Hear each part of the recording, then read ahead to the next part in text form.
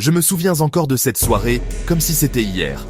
C'était en première année à la fac, un campus perdu au milieu de nulle part, l'université de Red Pine. Je venais d'emménager dans ma chambre, seul, excité de commencer cette nouvelle étape de ma vie, jusqu'à ce qu'on me prévienne que, finalement, un étudiant de dernière minute avait besoin d'une chambre et qu'il allait emménager avec moi. Je n'étais pas ravi, mais bon, je n'allais pas faire d'histoire. Le lendemain, en début de soirée, il est arrivé. Je l'ai vu poser un unique sac noir sur son lit, sans un mot. Je me suis levé et tendu la main en disant « Salut, moi c'est Lucas ».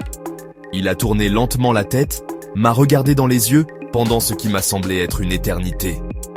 Puis a murmuré, presque sans ouvrir la bouche, « Julian ». Pas de sourire, pas de poignée de main. Juste ce nom, balancé dans le vide. Dès le début, il y avait quelque chose d'étrange. Il ne parlait pas. Il ne sortait pas. Il passait ses journées allongé sur son lit à regarder le plafond, les bras croisés, comme s'il attendait quelque chose. La nuit, je le voyais parfois assis, juste assis dans l'obscurité, face à la fenêtre. Il ne faisait rien. Il regardait juste. Parfois, il chuchotait. Mais jamais à moi. Je me suis dit qu'il était peut-être juste bizarre, ou un peu introverti, alors j'ai laissé couler. Mais la troisième nuit, tout a basculé. Il était 3h20 du matin.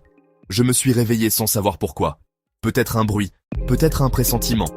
La pièce était sombre, mais je distinguais une silhouette, Julian. Il était debout, penché sur mon bureau. Mon ordinateur était ouvert, mon journal intime aussi. Il lisait. Je me suis levé d'un bond. « Mec, tu fais quoi là ?» Il a sursauté, refermé le cahier et s'est rassis sans répondre. « Tu lisais mes affaires ? Tu touches plus jamais à ça, t'entends ?»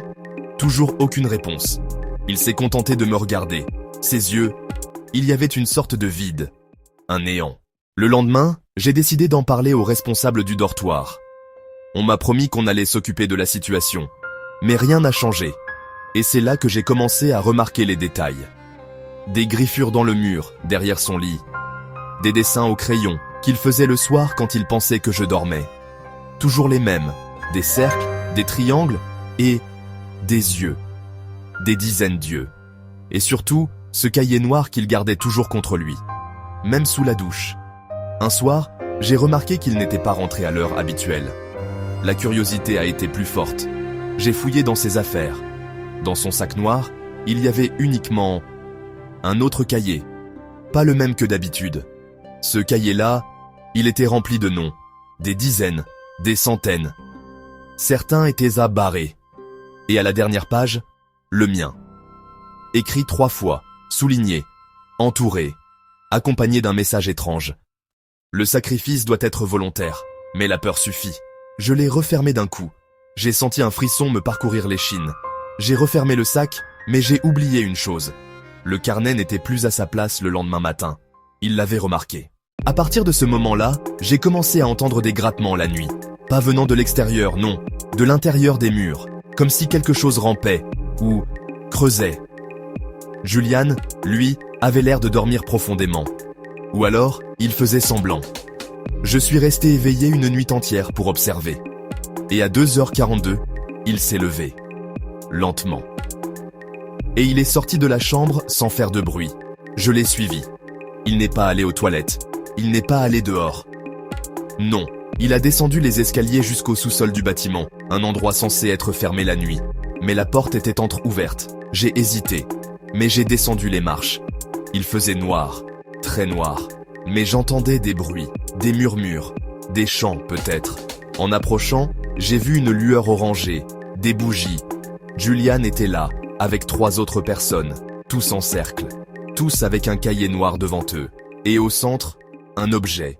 Une sorte de statuette en bois, recouverte d'un tissu rouge. L'un des étudiants, que j'ai reconnu comme étant un des surveillants de notre étage, chantait quelque chose dans une langue inconnue. J'ai fait un bruit en reculant. Une latte de bois a craqué sous mon pied. Et à ce moment-là, tout le monde s'est retourné vers moi. J'ai couru. Je ne me suis même pas retourné. Je suis monté à toute vitesse dans les escaliers et j'ai claqué la porte de ma chambre. J'ai commencé à faire mes bagages. Julian est revenu 10 minutes plus tard. Il a toqué une seule fois. « Tu devrais pas avoir vu ça, Lucas. » Je n'ai pas répondu. J'ai bloqué la porte avec ma commode. Toute la nuit, il est resté debout devant ma porte. Je voyais son ombre par la lumière du couloir. Le lendemain matin, J'ai demandé un transfert de chambre. On m'a dit que c'était compliqué, qu'il fallait du temps, un justificatif. Mais quand j'ai dit le mot rituel, leur attitude a changé. J'ai été déplacé dans un autre bâtiment dans la journée. Je ne sais pas ce qu'il est devenu. Julian a disparu 2 semaines plus tard. On dit qu'il a quitté la fac, officiellement. Mais dans les couloirs, les rumeurs disaient qu'il était toujours là, qu'il vivait dans les sous-sols, que le groupe avait grandi, que le cahier noir circulait encore et que certains étudiants le recevaient sans l'avoir demandé. Un jour, en rentrant d'un cours, j'ai trouvé un carnet noir glissé sous la porte de ma nouvelle chambre. Je ne l'ai pas ouvert, je l'ai brûlé. Et depuis ce jour, chaque année, à la même date, j'entends frapper à ma porte. 3 coups. Toujours à 2h42 du matin, je n'ouvre plus.